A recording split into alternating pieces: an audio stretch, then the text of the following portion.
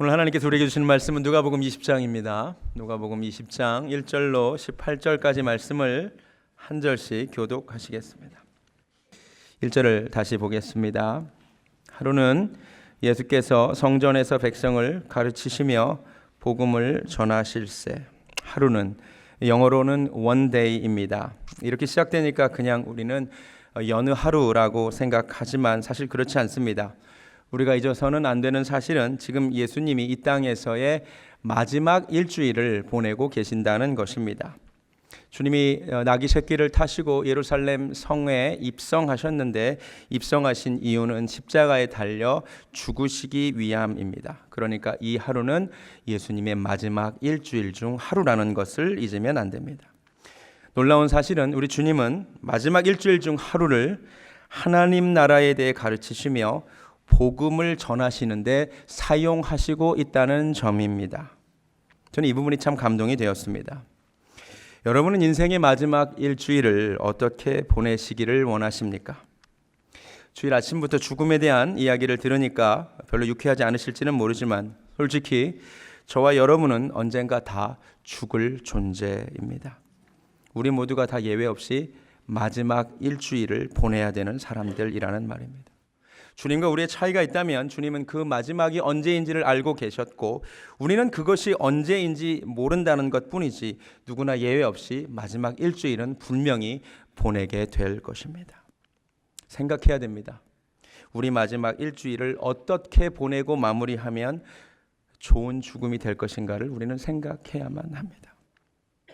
죽기 일주일 전 멋진 경치 보고 돌아가면 좋은 죽음일까요? 그게 정말 의미가 있을까요?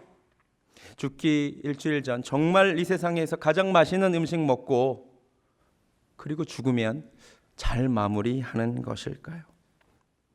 찾아보니까 많은 한국인들이 9988234가 꿈이라고 합니다. 99세까지 팔팔하게 살다가 2, 3일 앓고 죽는 것이라는 뜻입니다. 9988234 이분들에게 마지막 일주일의 소망은 5일 건강하고 2, 3일 앓는 것일 것입니다. 그런데 정말 그렇게 죽으면 잘 죽는 것입니까? 아니라고 생각합니다.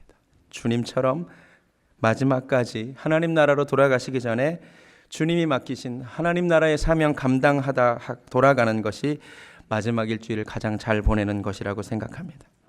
저와 여러분의 마지막 일주일이 그랬으면 좋겠습니다. 문제는 저와 여러분은 마지막 일주일이 언제가 될지 모른다는 것입니다. 그러니 어떻게 해야 됩니까?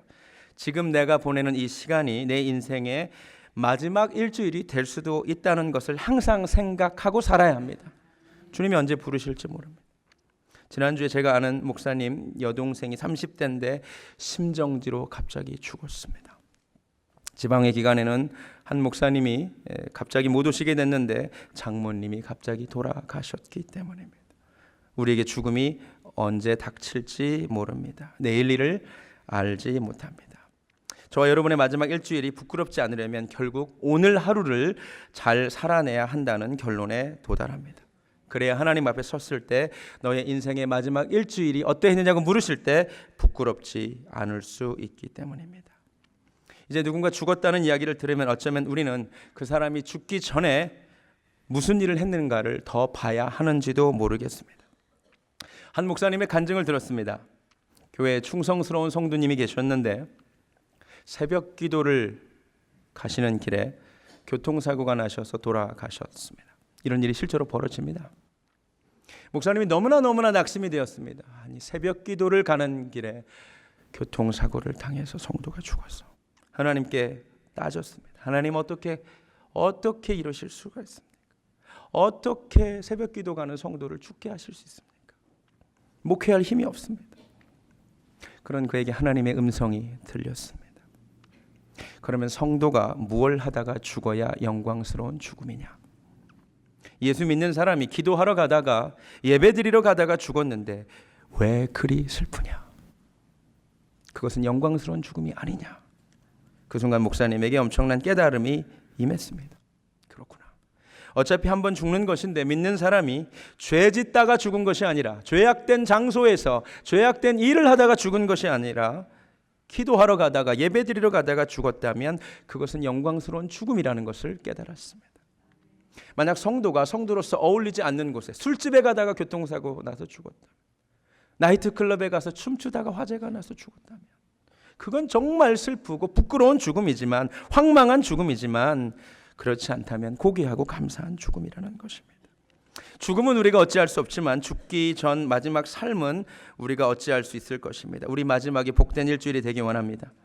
마지막까지 우리가 주의 일을 하다가 성도답게 일주일을 보내다가 죽으면 사실 언제 어떻게 죽어도 그 죽음은 복된 죽음일 것입니다. 모든 형태의 죽음이, 그 죽음의 양상이 교통사고든 병이든 다 복된 죽음인 줄로 믿습니다. 저와 여러분의 마지막 일주일이 부끄럽지 않은 일주일이 되기 원합니다. 주님은 복음을 전하고 계시는데 시비를 거는 사람들이 있습니다. 1절을 계속 읽겠습니다. 대제사장들과 서기관들이 장로들과 함께 가까이 와서 말하여 이르되, 당신이 무슨 권위로 이런 일을 하는지, 이 권위를 준 이가 누구인지 우리에게 말하라. 슬프지 않습니까? 주님은 하나님 나라에 대해서 열심히 가르치고 계시는데 놀랍게도 이 가르침이 전혀 귀에 들어오지 않는 사람들이 있습니다. 시비를 거는 사람들이 있는데 이들은 바로 종교 지도자들입니다. 대제사장들, 서기관들, 장로들. 무슨 권위로 설교하느냐고, 무슨 권위로 성전을 정화하냐고 묻습니다. 슬프죠. 여러 가지가 슬픕니다. 시비 거는 자들이 종교 지도자들이라서 슬프고, 시비를 거는 장소가 성전이라서 슬프고, 주님의 주옥 같은 말씀을 듣고 난 뒤에 이렇게 시비 거는 모습이 슬픕니다. 먼저 이들이 종교 지도자라는 사실이 참 슬프죠. 포지션은 참 존귀하지 않습니까? 하나님의 일을 하라고 부름받은 사람들인데, 근데 그 포지션에서 실제로 하나님의 일을 가로막고 있습니다. 원래 그 자리에 세워진 이유는 무엇입니까? 주의 일을 하라고. 그런데 그 자리에서, 존귀한 자리에서 주의 일을 방해하고 있습니다. 오늘날 이런 일이 벌어집니다. 신학교에 그런 일들이 있습니다. 포지션은 신학 교수인데 존귀한 자리입니다. 그 자리 왜 세워졌습니까? 신실한 주의 종들 배출해 내라고, 잘 가르쳐 주라고 부름받은 그 자리에서 하나님의 일을 가로막고 있는 신학 교수들 얼마나 많은지 모릅니다. 특별히 자유주의 신학에 물든 교수들이 신학교를 장악하고 그 존귀한 자리에 앉아서 하나님의 일을 방해하고 있는지 모릅니다. 너무 슬픈 일입니다. 포지션과 권위가 왜 주어졌는지, 왜 그 자리에 내가 세워졌는지 아무것도 알지 못하고 주의 일을 방해하고 있지는 않을까 긴장해야 됩니다. 주님의 관심사는 하나님 나라인데 이들의 관심사는 완전히 다르죠. 권위의 소스를 묻습니다. 절차, 형식, 오늘날로 따지면 어느 신학교 나왔는지, MDB를 어디서 했는지를 묻는 것입니다. 그런데 이들이 왜 이렇게 권위를 들먹일까요? 어렵지 않습니다. 지금 현재 이 성전 안에서 자기들이 가장 권위 있는 자들이기 때문입니다. 맞습니까? 슬픈 건 적어도 이 성전 안에서 예수님보다 이들이 권위가 더 큽니다. 리차드 버크라고 하는 사람이 쓴 갈매기의 꿈, 갈매기 조나단이라는 소설이 있습니다. 이 소설을 보면 주인공 갈매기 조나단이 어느 계곡에 이르는데 시커먼 독수리가 등장해서 사나운 부리로 이 갈매기를 쪼면서 쫓아냅니다. 도망가는 조나단을 향해 독수리가 이렇게 외칩니다. This is my sky. This is my sky. 내 영토라는 거죠. 오늘 말씀을 보면서 그 독수리들이 생각났습니다. 하나님의 집인데, 하나님의 전인데 여기서 이들이 This is my sky라고 외치는 셈입니다. 이들에게는 성전이 놀이터입니다. 심지어 하나님의 아들인 예수님보다 이들이 더 큰 권위를 가지고 있습니다. 그러니 주님 앞에 소리치는 것입니다. 너무 슬프죠. 성전에서 예수님보다 더 큰 권위를 가진 사람들이 포진하고 있는 모습. 그런데요, 가만히 생각해 보면 오늘날에도 얼마든지 이런 일이 가능할 수 있어요. 오늘날에도 예수님보다 교회에서 더 큰 권위를 가지고 더 큰 목소리로 성전을 좌지우지하는 사람들이 포진한 교회가 있을 수 있습니까? 없습니까? 있어요. 어떤 교회는 목사님이 예수님보다 더 큰 권위 가지고 있습니다. 괴물 같은 교회입니다. 어떤 교회는 장로님들의 힘이 너무 셉니다. 그런 교회 담임하는 목사님들이 뭐라고 하소연하느냐. 세상에 주님 허락받기보다 당회 허락받기가 더 어렵대요. 그 교회 누가 가장 큰 권위를 가지고 있습니까? 장로님들입니다. 괴물 같은 교회입니다. 어떤 교회는 또 사모님이 엄청난 권위를 갖고 있어요. 사모님을 통과해야 돼. 끔찍한 교회입니다. 어떤 교회는 젊은 집사님들이, 어떤 교회는 나이 드신 권사님들이 어떤 교회는 한 가문이 한 50명 정도 모이는 교회인데 그 가문이 30명이에요. 그 가문 아무도 못 건듭니다. 정말이에요. 그 교회에서 예수님보다 더 큰 권위를 그 가문이 가지고 있습니다. 얼마든지 가능한 일입니다. 어떤 교회는 성가대가 아무도 못 건드립니다. 도대체 그 권위는 누가 준 것입니까? 교회에서 예수님보다 더 큰 권위를 가진 어떤 개인도 어떤 단체도 있어서는 안 되는 줄로 믿습니다. 주님을 대적하는 이들이 주의 일을 한답시고 앉아서 성전을 좌지우지한 결과 성전이 강도의 굴혈이 되었습니다. 지난주에 주님이 성전을 정화하셨습니다. 정화하셨다는 말은 성전이 더러워졌다는 말입니다. 잘 들으시기 바랍니다. 예수님보다 더 권위를 가진 이들이 성전을 놀이터로 장악하고 있고 좌지우지하는 교회는 더러워진 교회입니다. 여기서 우리가 알 수 있는 중요한 교훈이 있습니다. 저는 이전에 신앙생활을 잘 못하면 성전을 떠나 세상으로 가는 줄로만 알았습니다. 그게 아니었습니다. 신앙생활을 진짜 잘못하면 성전을 떠나 세상으로 가는 것이 아니라 성전을 세상처럼 만들어버립니다. 성전을 강도의 굴혈로 만들어버립니다. 자신들의 놀이터로 만들어버립니다. 다시 말씀드립니다. 잘못 믿으면 성전을 세상처럼 만들어버릴 수 있습니다. 내가 이 교회를 주의 전을 더럽히는 자들이 되지 않기를 원합니다.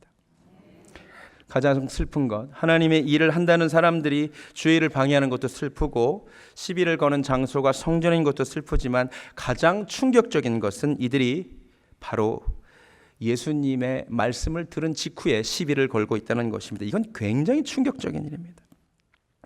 여러분, 예수님의 설교입니다. 여러분, 주님의 설교가 얼마나 좋았을까요? 저 같은 사람의 설교와 비교가 됐을까요? 예수님의 말씀은 사람들이 3일간 밥을 먹지 않고도 따라다닐 만한 설교였습니다. 아니, 예수님이 알려주신 하나님 나라에 대해 한번 들어보고 싶지 않습니까? 그런데 그 설교를 듣고 나서 시비를 걸 수도 있다는 것을 알게 됐습니다. 그 좋은 말씀이 귀에 하나도 안 들어왔습니다. 여기서 중요한 깨달음을 얻습니다.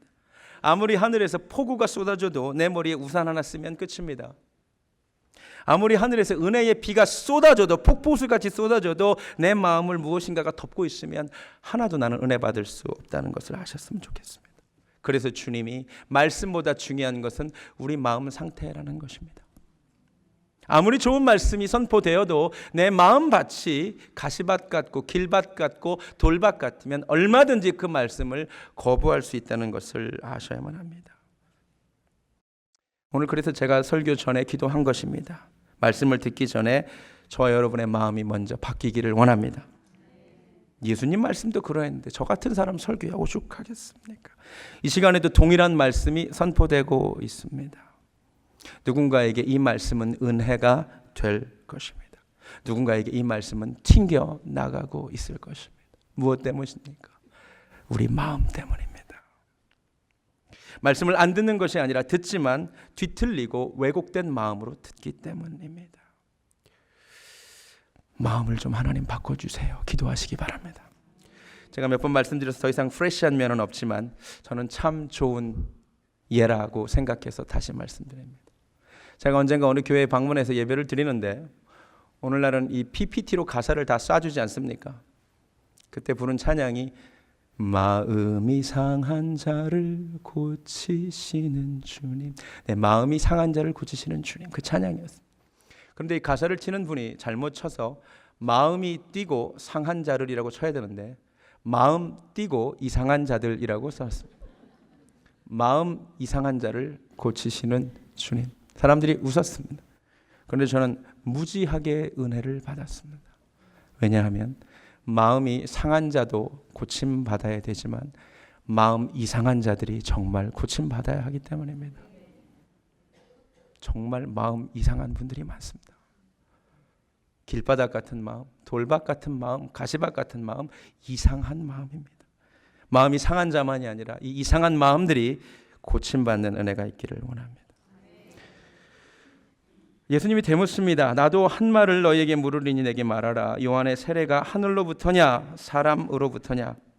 그랬더니 5절에서 그들이 서로 의논하여 이르되, 쉽게 말해서 이들이 타임아웃을 부릅니다. 잠깐만, 그리고 대책 회의를 하기 시작합니다. 그런데 이들의 의논 내용을 잘 보시기 바랍니다. 그들이 서로 의논하여 이르되 만일 하늘로부터라 하면 어찌하여 그를 믿지 아니하였느냐 할 것이요 만일 사람으로부터라 하면 백성이 요한을 선지자로 인정하니 그들이 다 우리를 돌로 칠 것이라 하고 대답하되 어디로부터인지 알지 못하느라. 의논의 내용을 잘 보시기 바랍니다. 이들은 모여서 타임아웃을 부르고 대책회의를 하면서 세례 요한의 권위가 정말 하나님께로부터 왔을까를 논의하지 않습니다. 정말 세례 요한의 권위가 하나님께로부터 온 것인지 알고 싶다고 기도하지도 않습니다. 대신 무엇을 논의합니까? 어떻게 대답해야 사람들이 어떻게 반응할까를 논의합니다. 잘 보세요. 이들이 정말로 모여서 하나님의 뜻을 찾는 것이 아니라 사람을 의식하고 있습니다. 저는 굉장히 중요한 포인트라고 생각합니다. 타락한 종교 지도자들의 모습이죠. 여러분, 목회자가 타락했다는 증거는 무엇입니까? 목회자가 어떻게 하면 변한 것입니까? 성도님들이 참 좋아하는 말이 있더라고요. 우리 목사님 변했다. 그런 말 되게 좋아하시더라고요. 근데 입은 비뚤어져도 말은 바로 하라 그랬어요. 목회자가 스케줄이 바빠지면 목회자가 변한 겁니까? 그건 목회자의 스케줄이 변한 거예요. 그건 목사의 상황이 변한 거예요. 뭐가 타락한 목사고 뭐가 목회자가 변한 거냐? 성경에 나옵니다. 오늘 본문에 나오는 그대로 목사가 하나님을 의식하고 살다가 사람을 의식하기 시작하면 그게 변한 거예요. 그게 타락한 거예요. 갈라디아서 1장 10절 말씀에 내가 하나님을 기쁘게 하랴 사람을 기쁘게 하랴. 한때 목회자의 머릿속에 온통 어떻게 하면 내가 하나님을 기쁘게 할 수 있을까를 생각했는데 어느 순간인가부터 어떻게 하면 내 설교가 사람을 기쁘게 할까를 생각한다면 그게 목사가 변한 거고 그게 타락한 거라는 말입니다. 예전에는 이렇게 본문에 근거한 대로 가감없이 선포했는데 언제부턴가 이 말씀을 하면 성도님들이 불편해하니까 이 설교는 못하겠다 되면 그게 타락한 거라고요. 그럼 그런 타락한 목회자를 누가 만드느냐? 죄송하지만 성도님들이 만드시죠. 설교가 끝나면 다양한 반응들이 돌아 결국 제 귀로 들어옵니다. 대부분은 은혜 받으셨다는 것인데 몇 분은 불편하셨다고 또 알려주십니다. 지난주 설교 특별히 큰 차 타시는 분들이 불편하셨을 것을 제가 압니다. 제가 분명 설교의 초점이 큰 차를 타느냐가 아니고 나귀 새끼를 타신 예수님의 마음이 우리에게 있는가 보자는 것이었는데 여전히 몇 분이 불편함을 토로하셨습니다. 목사님 그런 설교는 좀 그게 바로 목회자를 타락시키는 것입니다. 제발 부탁드립니다. 목사가 하나님 의식하고 하나님 말씀 전하게 해주시기 바랍니다. 제가 성도님 말씀 듣고 성경 말씀 타협해서 전하면 그게 변질된 것이고 제가 변하면 교회도 변하게 되는 것입니다. 하나님을 기쁘게 하는 우리가 되기를 원합니다. 다 주님의 기쁨 되기 원합니다. 개인적으로 저도 사실 설교하기 전에 주저함이 있었습니다. 지난주에. 그런데 원고에 기록된 대로 선포한 뒤에 기도하는데 말할 수 없는 뜨거움이 있었습니다. 그래서 하나님께 감사했습니다. 오늘도 혹시 몇몇 분의 기분은 상하실지 모르나 오늘 말씀이 하나님을 기쁘게 하기를 원합니다. 예수님이 이들이 답변하지 않자 나도 답변하지 않겠다라고 말한 뒤에 한 비유를 말씀하십니다. 이 비유는 이해하기 어렵지 않습니다. 한 포도원이 있었는데 이 포도원은 이스라엘을 상징합니다. 이사야 5장에 똑같은 비유가 나옵니다. 포도원 주인은 하나님을 상징합니다. 네, 하나님께서 이스라엘 백성들에게 맡겨주셨는데 때가 되어서 하나님의 종들을 보내지만 하나님의 종들을 계속해서 핍박했습니다. 그 농부들이 이스라엘 백성들이 하나님의 종들을 계속 핍박했습니다. 그러다가 마지막에는 하나님의 아들 예수 그리스도를 보냈지만 그를 잡아 죽이는 내용입니다. 오늘 본문의 아주 분명한 비유입니다. 제가 보기에 이 비유의 내용은 너무 분명하니까 이보다 더 중요한 것 한 가지를 꼭 알아야 된다고 생각하는데 주님이 나도 무슨 권위로 이런 일을 한다고 알려주지 않겠다라고 말씀하신 다음에 이 비유를 말씀해 주셨거든요. 이 비유 속에서 한 가지 확인되는 것이 있습니다. 잘 보니까 여러분 예수님의 권위의 원천은 어디입니까? 하늘이 분명하죠. 그렇죠? 예수님은 하늘에 속한 분이십니다. 맞습니까? 여러분 권위의 원천이 같으면 다시 말해 소속이 같으면 서로 충돌할 일이 없습니다. 그런데 이 대화를 통하여 확인되는 사실이 뭐냐면 예수님과 이 종교 지도자들의 권위의 원천이 서로 다르다는 것입니다. 주님은 하늘에 속해 있는데 사실 이 종교 지도자들은 하늘에 속한 것처럼은 보이지만 사실은 주님과 충돌하는 것 봐서는 하나님께 속한 자들이 아닙니다. 맞습니까? 오늘 비도 잘 보십시오. 포도원에서 일하는 포도원 농부들은 포도원에서 일하고 있기에 얼핏 보면 포도원 주인에게 속한 것처럼 보입니다. 그런데 그들은 포도원 주인에게 속한 자들이 아니었습니다. 포도원 주인에게 속한 하나님의 종들을 핍박하는 모습을 보면 이들은 포도원 주인에게 속한 것이 아니었습니다. 제 말 이해가 되십니까? 소속과 관련된 부분을 우리가 캐치해야 됩니다. 소속이 같으면, 권위의 원천이 같으면 사실 서로 통하게 되어 있는데 소속이 같지 않기 때문에 이들이 충돌하는 것입니다. 어제 말모이라는 영화를 봤습니다. 1930년대 40년대 일제 강점기 이야기입니다. 일제가 우리의 정신을, 우리의 어를 말살하려고 조선말을 없애버립니다. 조선말을 못 가르치게 합니다.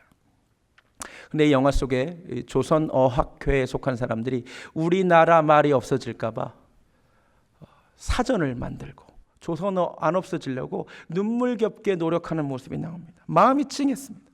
지금부터 약 70년 전, 80년 전 이야기인데 마음이 찡했습니다. 통했습니다. 왜 통했을까요?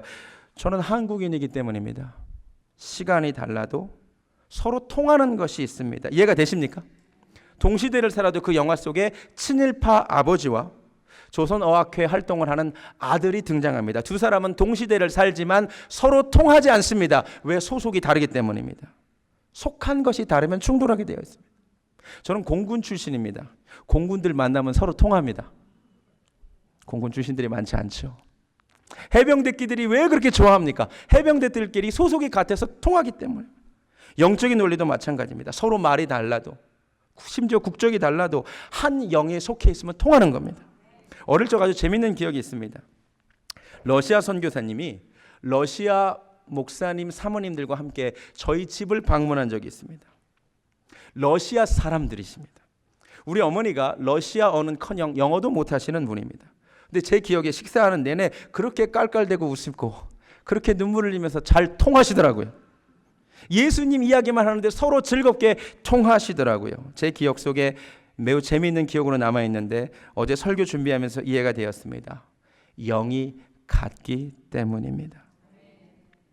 저도 나름 유학생활을 하면서 여러 교단에 속한 전도사님, 목사님들을 만나 교제하게 됩니다. 장로교회, 감리교회, 성결교회, 침례교회, 순복음, 또 다른 다양한 교파의 신학생들을 만나서 교제를 합니다. 그런데요, 만나면 통하는 사람들이 있습니다. 교단이 달라도 전혀 상관없이 서로 통합니다. 왜 통해요? 우리가 동일하게 주님께 속해 있기 때문에 통하는 겁니다. 아멘. 원래 하나님께 속한 자들은 교단 얘기 잘 안 해요. 교리 얘기 별로 안 한. 그게 뭐가 그렇게 중요합니까? 내가 하나님께 속해 있고 너도 하나님께 속해 있기에 너와 내가 통하는 것입니다. 할렐루야.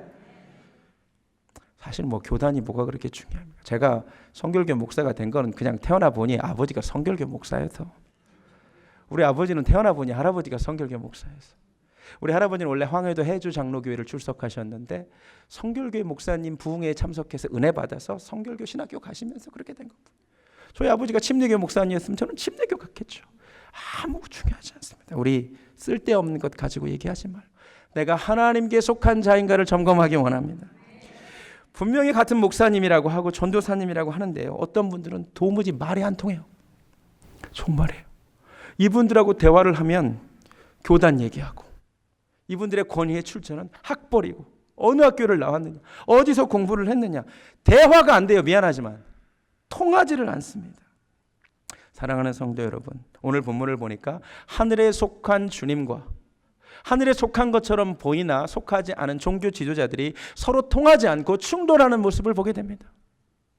포도원에 일하고 있어서 꼭 포도원 주인에게 속한 것처럼 보이나 사실은 속하지 않은 사람들이 있음을 알게 되었습니다.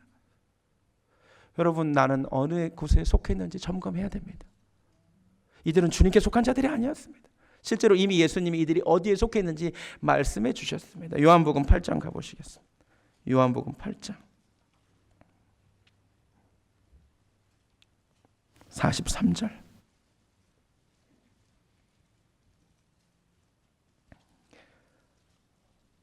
어찌하여 내 말을 깨닫지 못하느냐? 이는 내 말을 들을 줄 알지 못함이로다.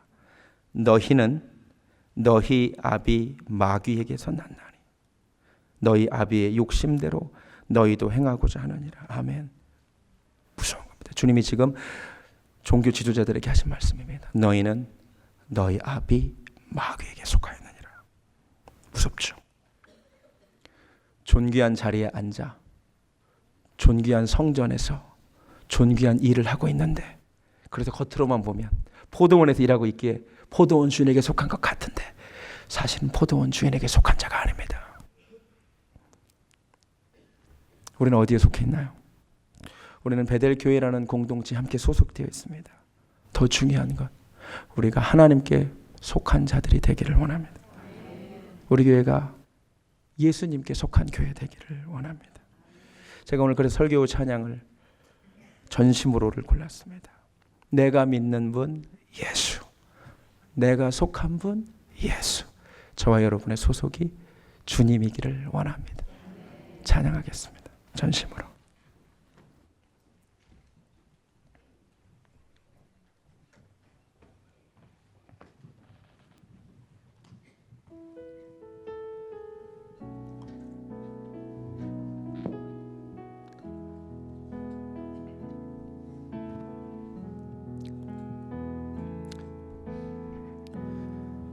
주님 손에 맡겨드리리 나의 삶 주님께. 주님 손이 나의 삶 붙드네. 나 주의 것 영원히. 내가 믿는 분 예수, 내가 믿는 분, 내가 속한 분 예수, 내가 속한 분 예수. 삶의 이유 되시네 내 노래 되시네. 내가 믿는 분 예수, 내가 믿는 분, 내가 속한 분 예수, 내가 속한 분 예수. 아멘. 삶의 이유 되시네 내 노래 되시네. 전심으로.